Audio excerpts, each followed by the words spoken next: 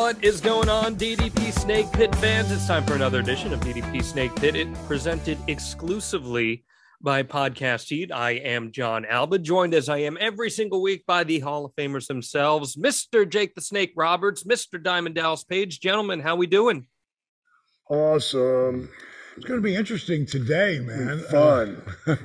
Now, going blind and seriously going blind into this Q&A with people who wrote in or tried the video in, except for when they made the video, they put their face right here. Again, it was our first time. Yeah, well, I'm just letting them know we're going to be doing this from time to time. So if you put the video camera out here or put it on something and hit play, we'll probably try to put you up there if you have a good question.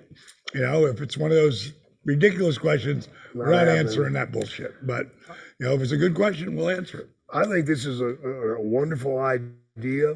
I think we can get in touch with some of our fans that are listening. And I'm really looking forward to this. I think we should do it every month myself. Well, one week a month we do this, you know.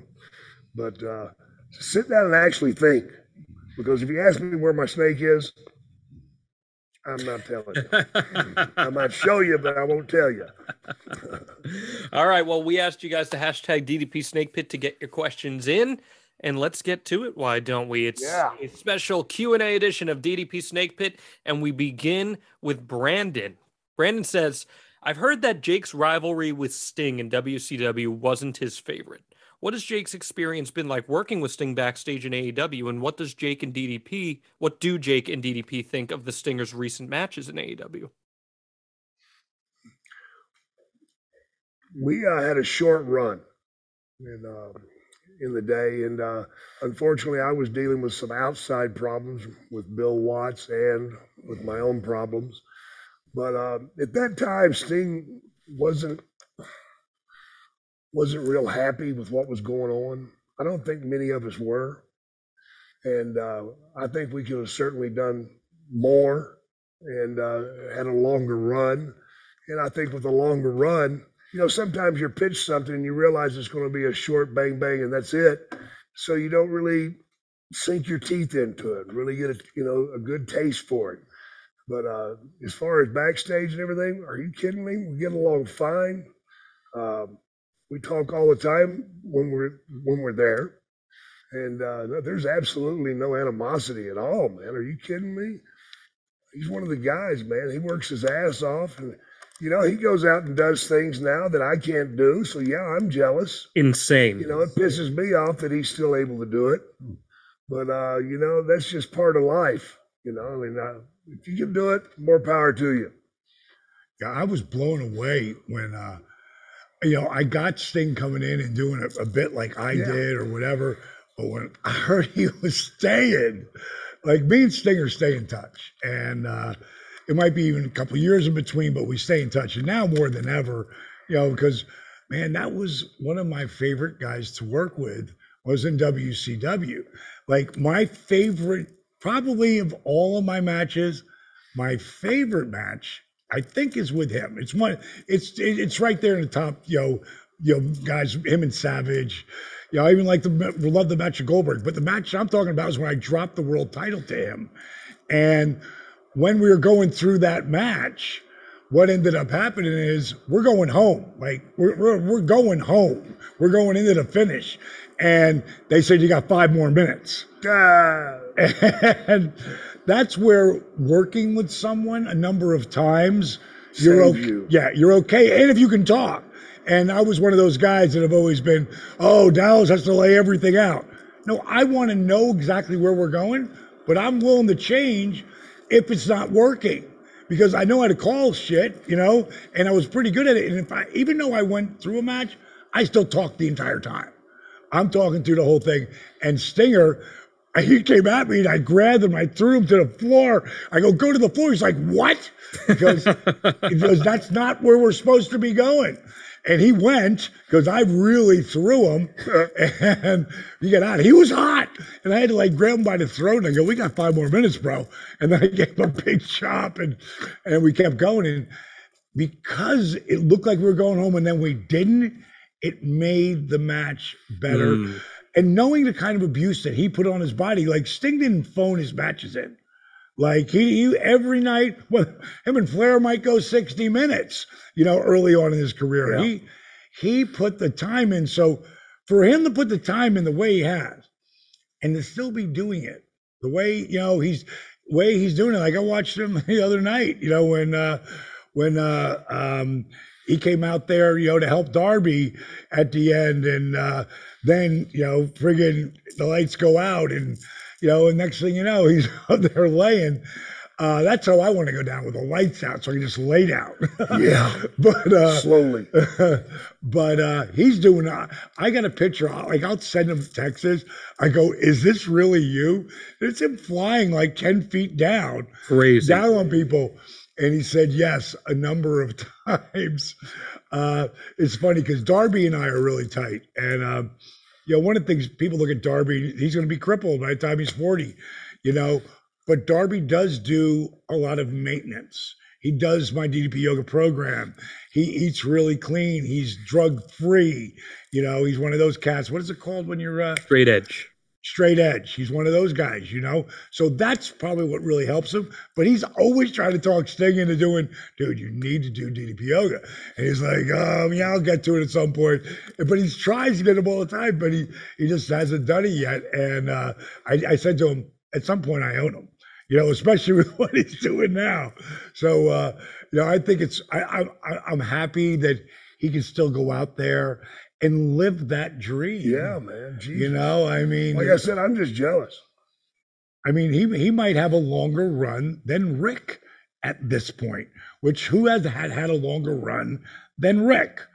Consistently working, because Sting went from WCW to working, the TNA and working. Now the schedule wasn't what it used to be, but he's still out there every week, and then he went to WWE and did that. And now he's at AEW. Like, he might go down, to have that unbelievable, he's already has it, to be in that Ric Flair spot. I say, like, Jericho is another one of those guys, that friggin' have had that amazing run and been able to do it. Pretty amazing. And the quality is not suffering either. The crowd is incredibly invested in everything he does, and he makes moments now, which is so cool for him to be doing. And I love watching him. Great insight from you guys there. This one's from Mike. He says, DDP and Jake, wait a minute. Where's Mike from? Do we have any of that, or just have Mike? No, Mike Yazzie is his name. Yeah, say the whole name. Try to say the whole name anyway. Okay, so they know we're not just taking names out of nowhere. It's real people. You got it. Well, this is Mike Yazzie, and he says, DDP and Jake, you're such an inspiration to all of us. Both of you have made an impact on my life. I'm a car guy, so to both of you, what was your first car, your favorite car back in the day? And if you had one cassette tape for the ride from town to town, what would it be? Oh, wow. Wow. Okay. So favorite car? Favorite car, I had a lot of cars, but my favorite car is the car I have right now, which is a Tesla X, because it goes from 0 to 60 in 3.1 seconds. And I'm not a guy who needs to do 100 miles an hour. I'm not that guy, but I want to do 50 now. I don't ever cut anybody off because I hit that thing. I'm Jack Snake back in that seat. He's like, enough of this, enough. Because it literally will kill you. In your toys. G-force. But I love that. That what I hate about it is you can't take it on long trips, because then you got to stop and charge along the way. But I love that car. When people see the Hawk wings open up for the back seats, it's a great little spectacle. But I would think that was my favorite car. And for music, I've got my own blends now more than anything. And it might be my Frank Sinatra, Dean Martin music. It might be a series of just kick-ass rock and roll that me and him grew up with. Best of the 70s. Or it might be country music. Or sometimes I'll even get into some rap. And I'll throw in my rap mix. So, I love all kinds of music. What about you, Jake? Wow. I think my favorite car back in the day was an IROC I had, an 87. Was that like a Camaro? Yeah. Had snakeskin interior I did myself. And, the seats were Hard Rock Cafe jackets from different cities. Oh, that's cool. Wait a minute, let me interject here. He had a Hard Rock Cafe jacket from everyone he went into. That's cool. Berlin, Sydney, Australia, and London. And I had them in Mexico City. That's what I had for the seat covers in there. I had them taken apart and then made into the seat covers. Very cool. With the snake skin, and of course it had been ramped up quite a bit. But I've got a new toy now. It's a 65 Caddy. And it's a Sedan DeVille convertible. And it only had 46,000 miles on it when I got it. Not a dent or scratch on it. Maroon today. But during COVID, I got bored and I let my mind wander and play. And next thing you know, I've called my mechanic and told him to pull the engine and transmission out of it. And I'm adding 350 horsepower to it.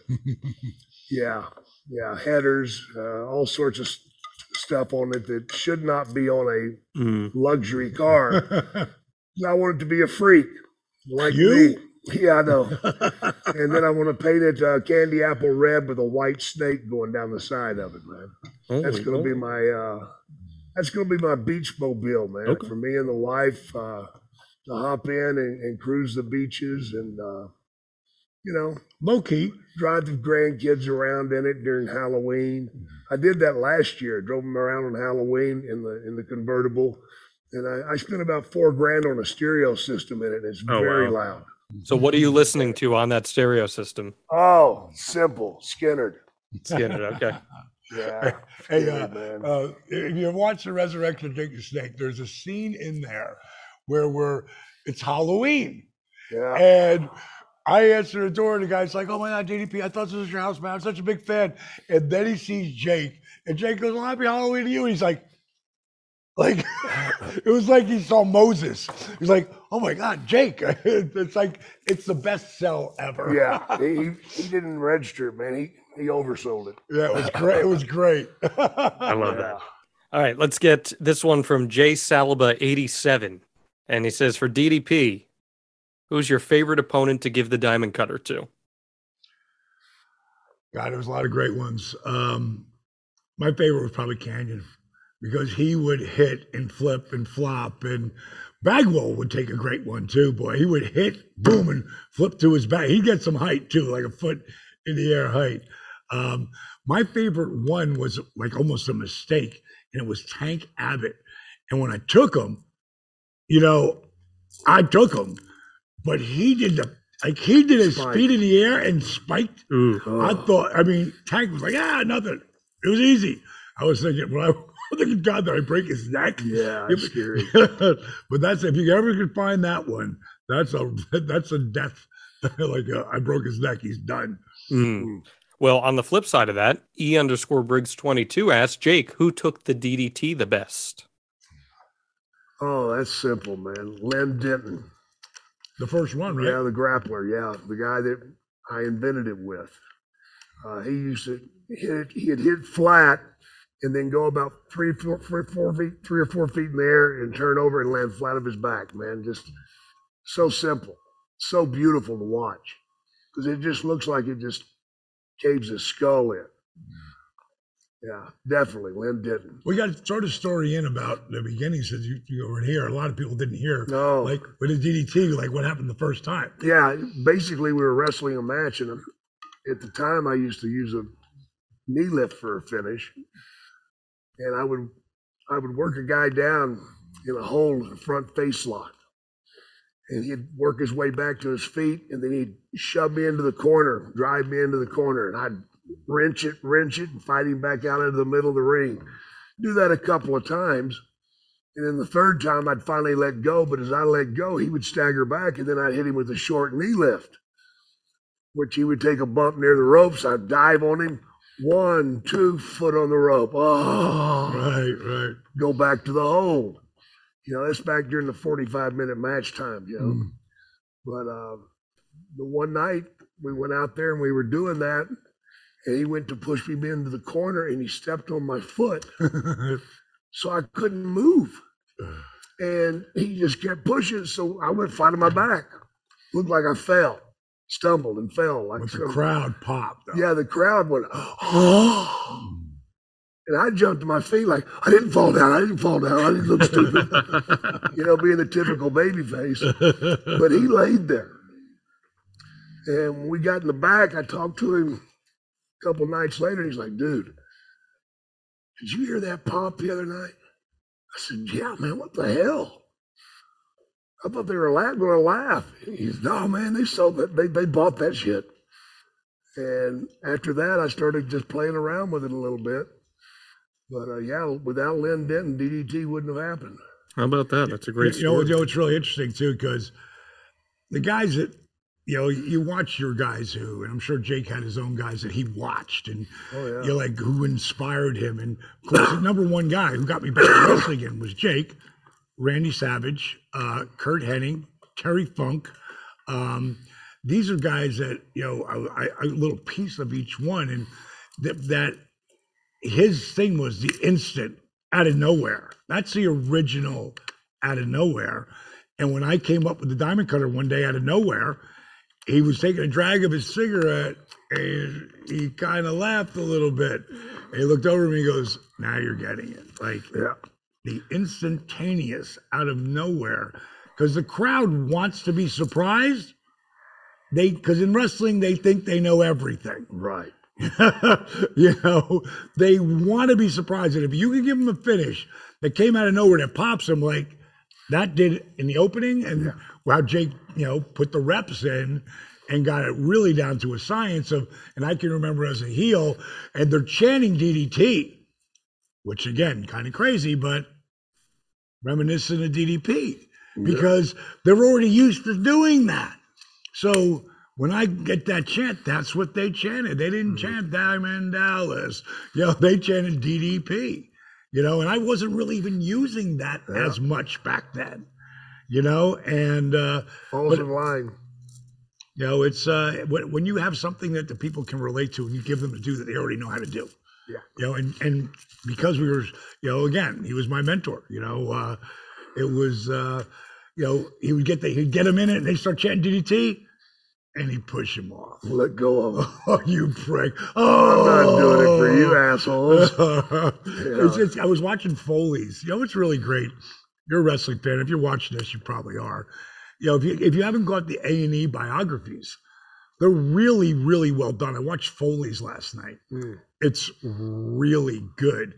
And there was a point where Mick was, he's the king of hardcore. I drove, when I started wrestling, I was managing, I would drive with Rick, with Cactus. And then when I started to work, it was me and him and Stone Cold, a bunch on the road together.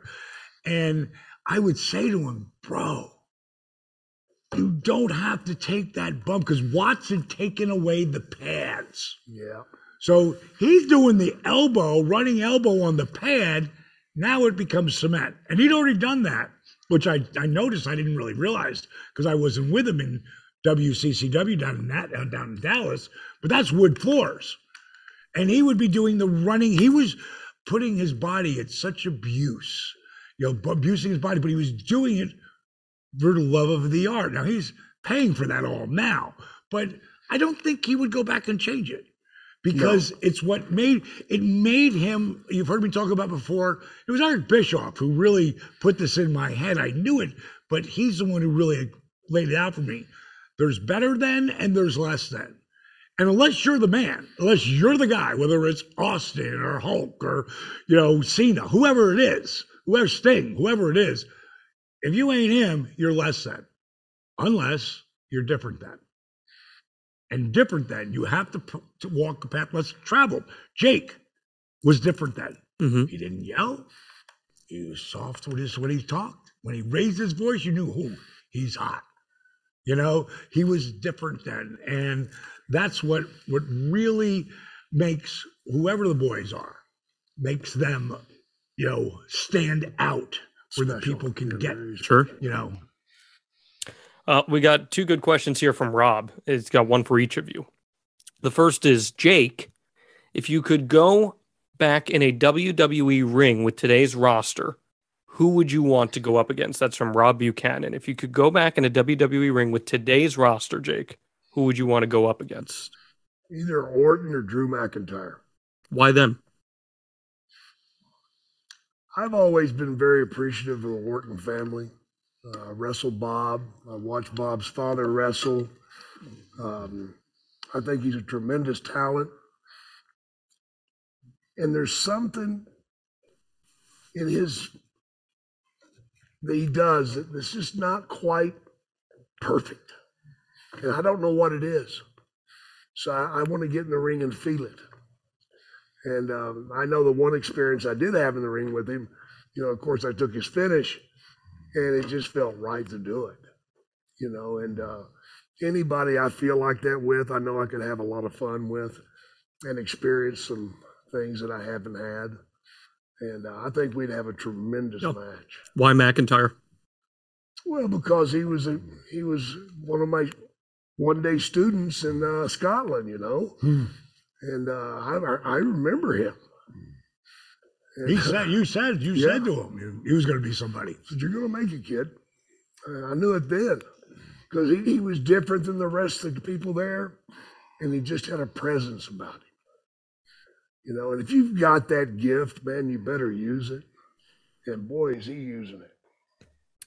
And this one is from Rob as well. He says, Dallas, if you could redo your retirement match, who would you want to retire you, and what type of match would it be? It would have been Randy. And I thought that, Diamond Cutter versus RKO, like no brainer. Or People's Champion versus People's Champion. Coming back, I would love to have had that. And again, I'll do the job. Guys who have done jobs, and Jake's done a lot, so have I. Even after I came back and was on top of the world, I still did a ton of jobs. Damn right. It's what did there's a Maya Angelou quote, and she said that she'd learned that people will forget what you said, people will forget what you did, but they won't forget the way you made them feel. And that's what people take out of those matches. If you watch the fans, they know it's a work, especially today. Yeah. You go back to Jake's day, there's still people who don't. Sure. And they're not dumb people. They're people who freaking just love the art, and they want to believe. But you look at it today, you see the emotions of the people when something happens. And today, the shit looks, they're doing death-defying shit today. So they really know that guy's really put his body, on the line out there. So they're invested, in the characters, in the person. And I think that's what, makes, you can't kill wrestling, no matter what. And to be able to go out there and work with those two guys, would have been a lot of fun. But again, if I would have worked with Rock when I first came in WWE, if that would have happened, my life might have been completely different.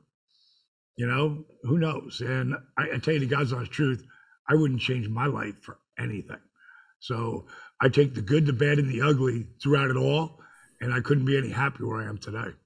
And Dallas said he wouldn't mind laying down on his back, looking up the lights if it was a matter of working with those guys. Well, I'm going to help you lay down in your bed because this is what you want. It's called chilly sleep. Science tells us the best way to achieve and maintain consistent deep sleep is by lowering core body temperature.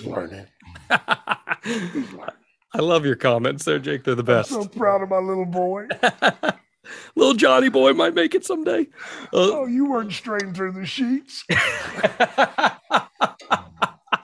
Well, temperature-controlled sleep repairs muscle after a hard day's work. It improves cognitive function, so you always start your day feeling sharp and alert. That's where Chili Sleep comes in. It makes customizable climate-controlled sleep solutions that help you improve your entire well-being. They make the Uller and Cube sleep systems hydro-powered, temperature-controlled mattress toppers that fit over your existing mattress to provide your ideal sleep temperature. I can't fathom this, guys. Imagine this. Just imagine this.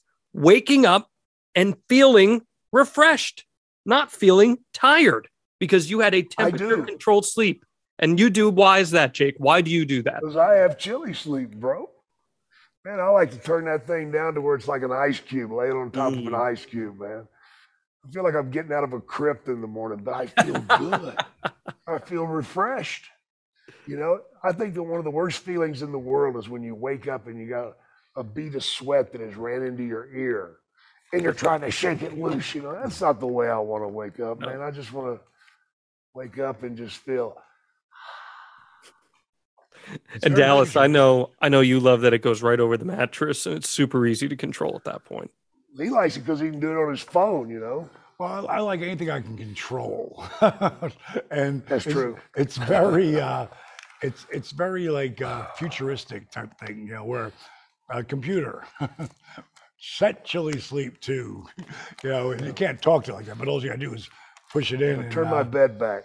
You know, and it's ready to go. And once I've done it, I don't have to think about it again. That's the best part, you know, because I got so many things run through my head. The last thing I want to think about, oh, that feels good. Getting into bed, you know, and turning it on and chilling it down. And I'm going to have a session, I'm going to make sure it's extra cold. Wow. Well, for an extra layer of comfort, they make the chili blankets the only weighted blanket that can be paired with a control unit for the ultimate sweat-free sleep. And we want to help you out here on DDP Snake Pit. Head over to chilisleep.com/DDP Snake to learn more and save 30% off the purchase of any new cube or sleep system. That's 30%, Jake. 30%. It's offer. Man, I like that. Yeah, as you should. Start selling them. Well, this offer is available exclusively for DDP Snake Pit listeners and only for a limited time. That's Chili, CHILI, sleep.com/DDP Snake to take advantage of these exclusive discounts and wake up refreshed every single day. Let's keep it coming here, guys, with these great questions. So Bob Books here says, DDP, God bless you for what you have done for fellow wrestlers. But do you think professional wrestling organizations should have insurance for retiring or injured wrestlers? Would a union be in order? I don't think it'll ever happen, but I think it should. You know, I think it's just like, all I know is with the money that me and Jake made, and Kevin Nash and I were the one talking about this one time, with the money we made in wrestling, if it was like that, like say it was the SAG, because they pay accordingly to what you make and what you pay in dues and blah, blah, blah. We would be making so much money, like guaranteed from retirement, you know, and I don't think those unions would want to pay out, you know, the money that the top guys make, you know. But you never know. I'd like to see it. If anybody should be doing it, it should be AEW should be setting the laws for that there, because it's, I believe Warner Brothers owns that friggin' company. You know, is it Warner Brothers now? No, Tony Khan owns the company, but they license. No, not that. I'm talking about owns the TV company. Oh, Discovery bought Warner Media. Oh, so that's what I'm saying. Who knows? Mm-hmm. Discovery. You think everybody at Discovery got insurance? That they do. Yeah. Yes, they do. You know, I think that Tony does some kind of insurance thing. I think he does do something. Yeah. So, you know, I don't know what it is. I haven't seen it, but it'll never be enough. Yeah, but either way, it's anything that, you know, Tony's a really straight up dude, man. Yeah. You know, I like him a lot. I can't tell you how wonderful he is. He's just amazing. I've always thought that a players association type union for wrestling based on each company would probably work in some capacity, but there's so many legal hurdles that have to be cleared in that. So we'll see if that ever happens. Grace 16. Don't hold your breath. Don't hold your breath, right? Grace 16B says, hi, Jake. Do you have any stories on Mr. Wrestling 2, Dick Murdoch, Killer Carl Cox, or Jerry Oates? Oh, my God. I know you could write a book about that alone. So, oh, God, yeah. So pick one or two of those. Okay. I'll give you one on Killer Carl Cox. Okay. You know, he was a special guy, man. I mean, KKK, give me a break. Killer Carl Cox, man. He didn't care. How big was he? Oh, 6 foot, 250 pounds. Tough old timer. And I remember he was working for Watts, and Watts had built this new house up in Bixby, Oklahoma. And he was doing a grand opening of his home, and he had Murdoch and Cox there because the governor loved Carl Cox. Well, the governor was there, the mayor of the city was there, all these higher ups and the city fathers were all there, and they were all inside, and they look out to the pool, and there's Carl Cox on the diving board, got his dick in his hand, he's pissing in the pool. Was he shit-faced? Yeah, he had a few beers. And Watts went screaming out there, and Cox, just real cool, he told him, says, "Hey, I paid for it, I'll piss in it." And kept right on doing what he was doing. Carl Cox was something else, man. He was an unbelievable hand in the ring. God almighty, I was fortunate enough to referee some of his matches. And when I started years later, he was around, and oh my God, he was just unbelievable. I remember one time I was visiting with him, and we were in a hotel room, and we were talking. He's getting his gear out and getting it dried and all that stuff. And he said, I got beer on the way. Don't worry about it. I told him, I'll go get us some beer. He said, it's on the way. So, okay, whatever. So I sat down talking to him. She got the TV on. Well, it just so happened John Wayne is on television, right? So we're talking, and John Wayne's on television, and then there's he goes, "I got it." And he opens the door, and this was a real sweetheart of a girl, I'm sure, but she had some acne problems, and she looked pretty rough. And Carl said, he snatched the beer out of her hand. He goes, "I told you, never interrupt me when I'm watching John Wayne." And he slammed the door. And sat back down and opened the beer and handed it to me. I'm like, what the fuck, man? Just see this shit, man. That's awesome. And I seen that girl a few nights later, and she's like, "You're lucky you got to watch the movie with him. He loves John Wayne." And I'm like, oh my God. He just got rid of you. That's awesome. Let's see here. We got a question from Matt Bargeron. He says, with that much badassness in the room, how do you all keep the roof on the place? Seems like the room would simply explode from all the awesome. Keep it up, boys. Thanks for everything. There's a roof on the place. There you go. Can you show a shot of this? I see the sky. A little cloudy today. Looks like rain. Well, we thank you for that, Matt. Lee says, Lee Myrick, still have my classic cups from the 80s. It used to be peanut butter jars. So many licensed products back in the day. Do you guys still get royalties from all those things? Next question. The pennies and nothing from any of that shit. Yeah. Pennies. What really sucked, and if there was going to be, I never wanted anybody to win a war, the Monday Night Wars. I never wanted, as one of the boys, the last thing you want is one company controlling everything. True. Thank God for Tony Khan, coming back and investing in, what we do. But when it's one person, taking control, well, they control that. They control everything else, I mean, they can make people get on their knees and kiss their ass or bark or whatever. That would never happen. Yeah, right. Kissing ass is not so bad from what I hear. Leaving that alone. Yeah, leave that alone. Leave that alone. Pablo's got two questions, one for each of you here. The first is to Jake. The segment where Earthquake sat on Damien tore me up. So did he really sit on it, and what was the secret, if not? Okay. Let me tell you. If people had the same rights that a snake does, we'd be well off. The world would not be able to treat us the way they do because that snake has a lot of rights. And for us to do that whole thing, we had to get the SPCA down there, or SPCA, whatever it is. Whatever their letters are. Yeah. They had to inspect the snake before and after the match. Now, we go to the ring, we do some stuff, and the snake is put underneath the ring. Then I go out and I put the snake back on top of the ring. Then Earthquake does the squash. All right. No, I got the snake out at first. I put it in the bag and I put it in the corner.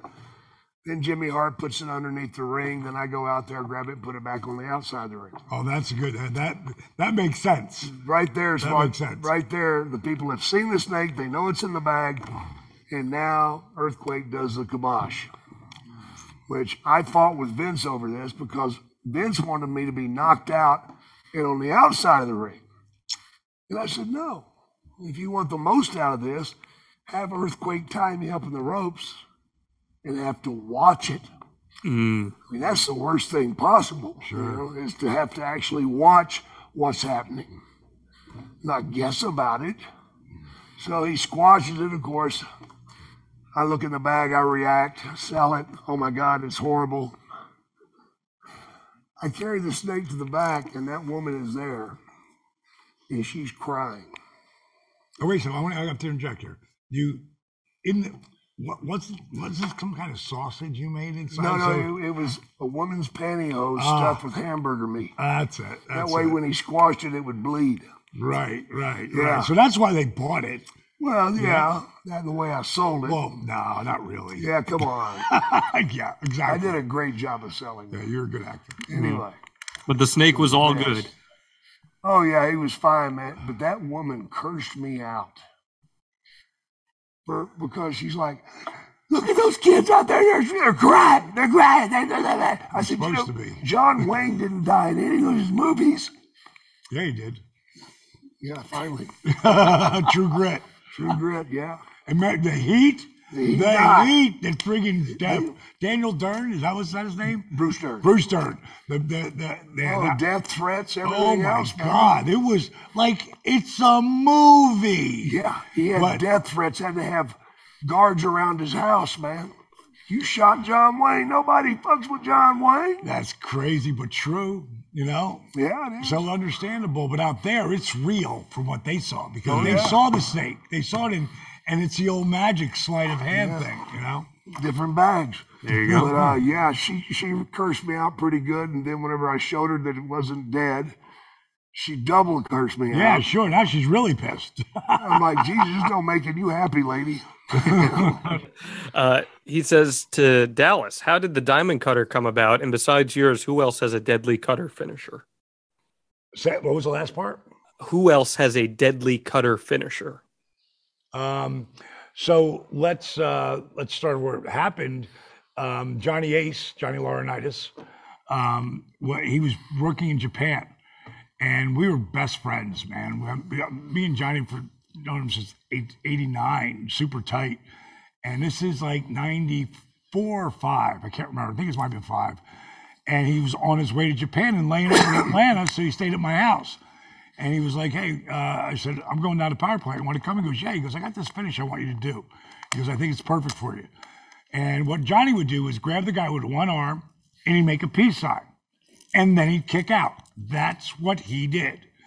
And we went down there and just grabbed them, and Regal was there. And Regal gave me the cravat. He goes, let's make it legit. So he teach me how to do that cravat hold. I get you in that cravat hold, you ain't going nowhere, because I'm going to lean in, and if you don't go, your neck does. You're going.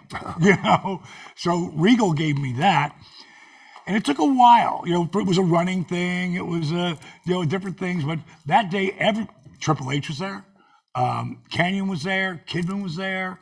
No, Kidman wasn't there. He wasn't in yet. But Canyon was there, Watts was there, and I was just practicing on different guys, and that's where I started with it. And like I said, Jake would always, if I came out, drove out to Lawrenceville where he was living, because he was back with Cheryl then, and I'd come out there and he'd watch my matches with me. And some of them were brutal to watch, I must admit, but it was always something, it was a takeaway from everything, reps. So I'm not just doing it, I'm watching it and say, how do we make that better? One of the greatest quarterbacks ever is Peyton Manning. He was known for game films, watching and studying everything. And that's what I was doing. And in the beginning, I was ridiculed for it. Everybody bust my balls. Everybody laughed at him. Man. They tried to get me to stop doing it by just laughing at me, just by intimidating me, like screwing with me. And look at today. God, I wonder how many guys tape their matches and put them up on YouTube. Oh, billions. Yeah. But again, I'm the only guy doing it for years. So I bring it to Jake, and that's when I catch that one diamond cutter out of nowhere. And what I remember distinctly, because it was against Scotty Riggs, and he went to do something to me, and I was near the ropes, and it was going to be a suplex, and I held the rope, and when I came back down, I caught him and hit him. And Jake went, "Nah, you're starting to get it." And because, like we were talking about earlier, people want to be surprised. They want to go, "Oh!" I didn't see that rush, man. And I would say, guys, God, so many guys started imitating it right then. And there was one time where, and I got this from Bubba. Bubba would, the Dudleys at ECW, and they would take and throw the guy up in the air and catch him on the way down. And when I did that to can't remember, Bobby King, I think it was his name. When I did that to him, I went right to the hard camera. I went, "Thanks, Bubba." Awesome. Because it became like, today, there's a billion cutters I never thought of. One of my favorite ones, and it's not because he's my boy, but Cody, when he jumps up off that rope and jumps back, like the cutter with he and Sammy G, the cutter with he and Sammy G. Oh, that was insane. Holy shit. There's so much chance for a fuck up. There's so much chance. And especially when Cody does through that, like Cody had a backup plan in case Sammy didn't catch it. You know what I mean? Because anything could happen. He jumped from the ropes to spring to that top of that ladder. Anything could have happened. Yeah. But he's such a great athlete. I mean, he could probably be like Rey Mysterio. Rey Mysterio could have been a world-class gymnast. Oh, I believe Sammy G is the same caliber, But Cody had a backup in case that didn't happen, but it did. It did. And he kicked out perfectly and hit. So, God, Randy Orton has done so many great ones. Yeah. It's really amazing. It was really funny. And Johnny is so funny. Again, he used to do it with one arm, peace sign. Next thing I know, it's a decade later, and I see a Ace Crusher video of Johnny doing one diamond cutter out of Ace Crusher out of nowhere. And I called him up. I go, "Dude, you never told me that you took that out of nowhere out of it." And he just started laughing. He goes, "I knew you'd see it eventually." He goes, "Hey, I gave something to you. You gave something to me." There you go. There you go. That's how it works. Yeah. For tat. I think my favorite might be the WrestleMania one with Seth Rollins and him stepping up on Randy's back, going all the way in the air, and then Randy coming down with him. The timing these guys have to pull off a move like that is just... And it's not practiced. No. Like, people think that shit's practiced. It's not. When I did the one with Eddie Guerrero on Saturday night, 605 show, he says, "How about this?" Because guys would come to me now and that I'm going to work with, "How about we do it this way?" And Eddie's he's like, "Take me into a power bomb and then flip me." I go, "But what? Your junk's in my face." He goes, No, do it like this. And all I did was reach out and grab him, and I rolled him up on my shoulder. Now Eddie's laying over backwards, right? And as he's looking over to me, I go, "Now what, Eddie?" He goes, "Boost me." And I went, and he just flipped, and he just slid down my back to the ground. I go, "Wow, boy, if we could nail that," and we nailed it. I was so pumped. I was like a maniac all over the ring, because the place went crazy.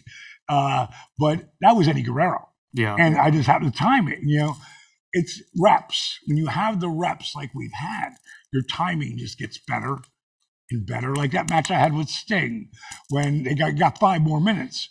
We had worked enough together, and we knew how to dance with each other and talk, Yeah. We got 2 more here, guys, before we wrap things up on this edition of DDP Snake Pit. A wrestling historian asks, "How was the feud with you and The Undertaker against the Ultimate Warrior supposed to end if he hadn't left the WWF?" Well, I was supposed to work with Warrior. And from that point, I don't know. I'm sure I wasn't going to win the title, but you got to work on top, make a bunch of money. Yeah, but I am going to work with him all the way around. That was the idea. I was finally going to make my money, my retirement, but it didn't happen. But yeah. Yep. All right, here's our last one. Gringo Brandino asks, what's his name? Ringo Brandino? Gringo Brandino. Gringo. Okay. That is a gimmick. I would assume that is a gimmick. But he wants to know the answer from both of you for this one. How would you fix modern wrestling to make it more appealing to the masses again? Now, keep in mind, pro wrestling now is more profitable than it's ever been. Make no mistake about there's masses watching wrestling. Yeah. Masses. You know, I don't know if it needs to be fixed. I'd like to see more. But if you see the older guys that you're watching, who you used to be flying all over the place, the guys have slowed down because they're getting older and they don't need to take as many bumps. You know, and you're seeing a lot more storyline. I'll tell you, the only thing I watch, NXT for is mainly because Braun Breaker is a really good friend of mine, and I love what he's been doing all the way through. But some of the storylines on NXT are just brutal to watch, like some of them. And some of the stuff is good, but that's going to be on all shows. I noticed when I was watching AEW tonight, because I don't watch everything, but I watch enough, and there's enough good things to overshadow the things that are like, what are they doing with this? Absolutely. You know, so the interesting numbers, that we don't see is the streaming effect that comes through Peacock, and when you do get a pay-per-view, there's still a bunch of people paying for that pay-per-view, but there's also people on, what used to be the network, Peacock, that are getting so there's way more people watching than you think, and because the platform has changed so much. What I would like to see, because I've seen some of it going a little sideways, reality based, and that's why I like watching Bronson, because he's reality based. Drew McIntyre. I like watching him. I like anything that Edge is doing. I like watching his stuff. There's certain guys that, they're just reality based. Moxley, I watched Kingston and Jericho the other night. Oh God, I got sore watching that crazy shit. But it was still, I like Eddie Kingston and I love Jericho. He's, like I say, he's a goat, man. He's still out there putting it all out there, man. And so I think it's still good. And I know a lot of people, I just love what you guys did. It changes. I think there's different flavors for everybody, Right? There always will be. As far as fixing it, I think that Tony Khan fixed it when he brought that company in, and made something happen, and giving guys the opportunities or a choice of where to go, or now they've got a card to play. Before, the athletes had no cards to play. They had to work for one job, and that was to get events or nothing. Well, now you have a choice, and kudos to him. The one thing I would love to see more out of modern wrestling would just be more selling across the board. People and that goes without saying that if we had more of that, and you're going to see that in the bigger matches. You know what I mean? You don't have to do this move and this move and this move when that first move was a finish. Yeah. So that is what it is. And, if you were working 5 days a week, which they don't work in AEW, the matches would be different. If you're working 20 plus days a month, there would be more selling. Yeah, there would. Right? I mean, out of friggin' just pain. Sure. I think a lot of the non-selling comes from these kids that think they have to keep moving or the match is going to go dead, and they don't know how to work for a pop. They just want to go, go, go, go, go, go, go, go. You know, and that's just going to take some time. It's going to take some time. But yeah, I agree with you. It'd be nice. I guess, you know, rethinking this whole thing, what I would like to see is that they start respecting finishing holes again and making those things count. You know, it's over. The match happened, boom, it's done. You know, instead of having to be hit by 14 chairs, a baseball bat, and drop the cow out of the ceiling on a guy's head. Because it's really just getting to the point now, you know, come on. Yeah. You've had all this shit happen to you, but you get beat by a friggin' schoolboy? Give me a break, man. I hate that damn schoolboy. I get it, man. If you're taking a schoolboy to lose a match, let me tell you what you are. You are not confident in your own work. That's the shoot. Some words of advice there. Finish. I want to get beat by the guy's best move. Yeah. There you Not go. by an accident where I slipped on a banana peel. Well, you got lucky. Unless he's going to step up, and then I can hit him with a cutter afterwards. Bada bing. There you go. Exactly. Oh, man. Steak on him. This was a lot of fun, guys. We really appreciate all the questions. And again, if you want to do this in the future, hashtag DDP Snake Pit, we would love to see some video questions. So just make sure, as Dallas said, you hold that phone out. I always tell people film sideways instead of vertical. It makes it look better on screen. Hold it out, not right up on the nose. And we'd love to see them. John, I just want to say I'm a little disappointed because I was promised that there was going to be a question from, I'm not going to name names, but she works for High Spots. And I seen her yesterday, and she promised me that she'd have a question in her for us, and she didn't do it. So shame on you, girl. Well, we'll make sure that I got picked. Well, I don't even want to say her name. Well, we'll make sure that we're able to get a question. Let me interject. The bottom line is this went insanely fast. Well, that's not my problem. She promised me. I'm not talking about that. I'm talking about that. The time. Yeah, man. So yeah, I like the format, and I do too. You guys get to hear what you want to hear, as opposed to us talking about whatever. Yeah. You know, so let's do it once send a month, them in at least. And it might go to if we get flooded with questions, then we're gonna freaking keep it going maybe twice a month. You know, and who knows? So you get to pick. And I like it. And if it isn't questions, like this is what I would see that like to hear these guys in depth talk about this subject. We want to do what you guys want us to do. Yeah, that's why we're here, you know? Absolutely. I'm with that entirely. We thank everyone who did send in questions. Gentlemen, thank you for your time. Well, we appreciate you guys all here on DDP Snake Pit, and we'll see you next time.